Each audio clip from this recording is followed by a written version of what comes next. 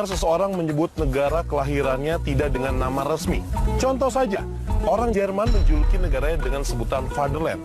Orang Rusia dan banyak negara lainnya terbiasa dengan kata Motherland. Sementara kita kerap menyebut Indonesia dengan kata tanah air. Kenapa tanah air?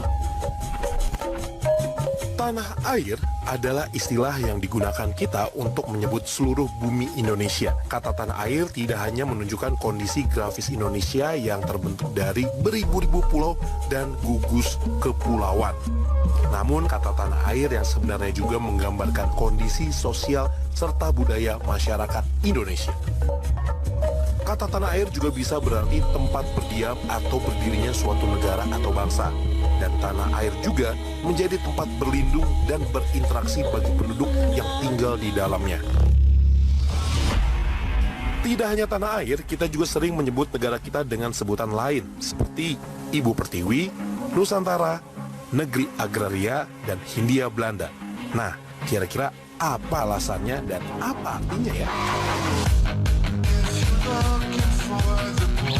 Kata Nusantara berasal dari bahasa Sangsekerta yang merupakan gabungan dari kata Nusa yang artinya pulau dan antara berarti luar.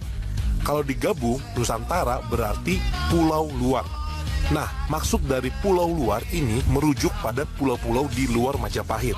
Karena kata Nusantara pertama kali disebut tahun 1336 Masehi oleh Patih Gajah Mada dalam Sumpah Palapanya.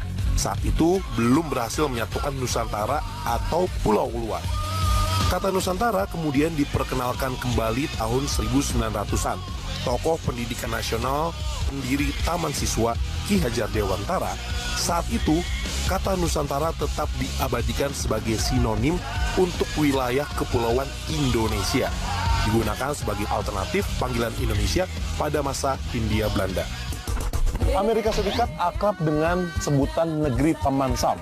Sedangkan Indonesia, selain Nusantara, kita juga kerap menyebut Indonesia dengan kata Ibu Pertiwi. Arti kata Ibu Pertiwi sebenarnya memiliki makna yang dalam. Kita bisa mengulik dimulai sejak zaman pra-aksara.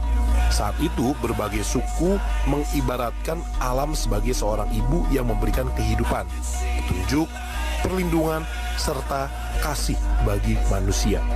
Makanya, orang di zaman itu juga sering lakukan ritual penghormatan pada alam. Selanjutnya, masuknya pengaruh Hindu membuat keyakinan masyarakat bergeser kepada dewa-dewi.